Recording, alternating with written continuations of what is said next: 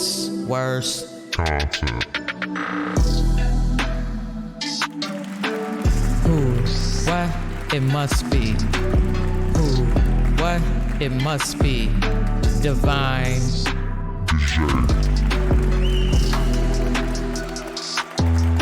It's spiritual warfare out here.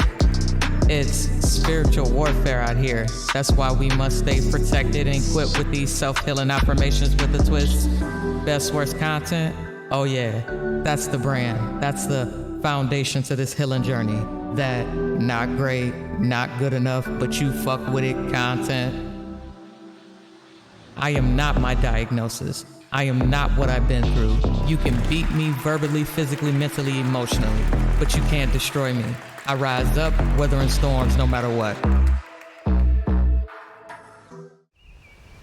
What's going on, everybody? Welcome to your self-healing affirmations with a twist. I'll be your host, and I go by Divine DJ. And before we get started, I always like to go over the schedule for anybody that's joining us for the first time.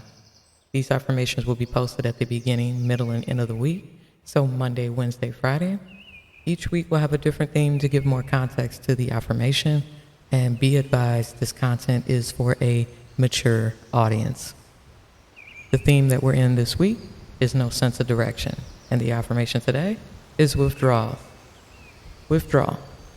According to Google, the action of withdrawing something, symptoms that a person has when they suddenly stop or cut back the use of an addictive substance. Let's talk about it. At some point on this self-discovery journey, you're going to experience withdrawals. Hell, you might even fall off the wagon. You're going to backslide a little bit. My mama used to tell me, at the time when I was getting sober or starting my journey, you didn't start drinking overnight, so don't expect overnight results. At times, we can be so immersed in toxicity that we become accustomed to it. Like, non-toxicity is scary, or it feels unusual, right? So when you finally pull back your energy, block people out, cut interactions, move away from that substance, you feel a longing, a void, due to attachment. Longing is just the tip of the iceberg. There's pain, discomfort, depression, anxiety, malice, insecurities, things that will test you, right? Those things that will have you thinking, maybe I should just go back. And it's going to happen over and over and over and over. These uncomfortable symptoms might tempt or urge you to go back. This is when you start to feel these urges, that inkling to backtrack.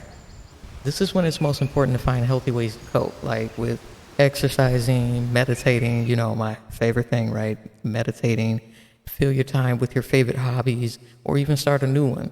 How you talk to yourself is crucial. Reconstruct programming. Don't allow the negative effects of abuse to cloud your judgment. For example, you don't need the abuser to move on and heal, no matter that statement they like to, put on you with, no one's ever gonna love you like I do, or I'm the only one that's there for you. Like they put little passive-aggressive notions in your head, right?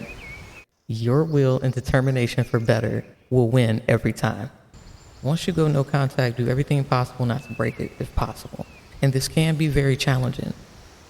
Like for example, if the person lives around you or you guys work at the same workplace, even potential stalkers, aim to stay safe. And if it's getting too challenging to do so, don't hesitate to seek counsel. Even though I don't necessarily, from my experience, believe that this is always helpful, I'm just still going to advise trying it, restraining orders, going to the police, speaking to your therapist, letting somebody else know what's going on. Worst come to worst, don't hesitate to defend yourself. Okay, I'm all for it. If you have gone the proper chain of command and actions needed to protect yourself and it still falls through, pray on it. That's all I'm going to say. I'm going to leave that right at that. But ultimately, set boundaries and stand on them. No one's opinion matters about you. This is why what you say to yourself is important. Fitting in is overrated. It has no direction. It's a crab in a barrel mentality. It's no uniqueness. There's no longevity. We must be willing to be students of oneself before we can become teachers. No matter how hard it seems, painful, lonely, Don't give in to those withdrawals. Your life could depend on it. So remember, do everything possible not to go back. The whole point of this journey is to move forward. And again, no one is saying it's going to be easy. I'm going to give you some of them cliche lines they used to say in rehab. And it's funny now, like that I'm saying it, but I used to think they were so annoying. You know, that whole one step at a time, one day at a time. Hell, it might be 1 minute at a time. Just put one foot forward or one foot in front of the other and make those strides. Everything is about consistency. It has to get better. You will eventually see that light. It's temporary. That uncomfortable feeling is temporary. And that is so important to remember, because when those urges hit, when those little voices in your head get to talking to you, when people start, trying to reel you back in, calling you from unknown numbers, even though you blocked them, you bump into them in public, it's so important what you tell yourself. And I'm telling you, at this point, I'm going to say it every time we meet up with each other. Pray, meditate, reflect. It is key. And until we meet again, you guys, remember, it's one love. One love is for self. Peace.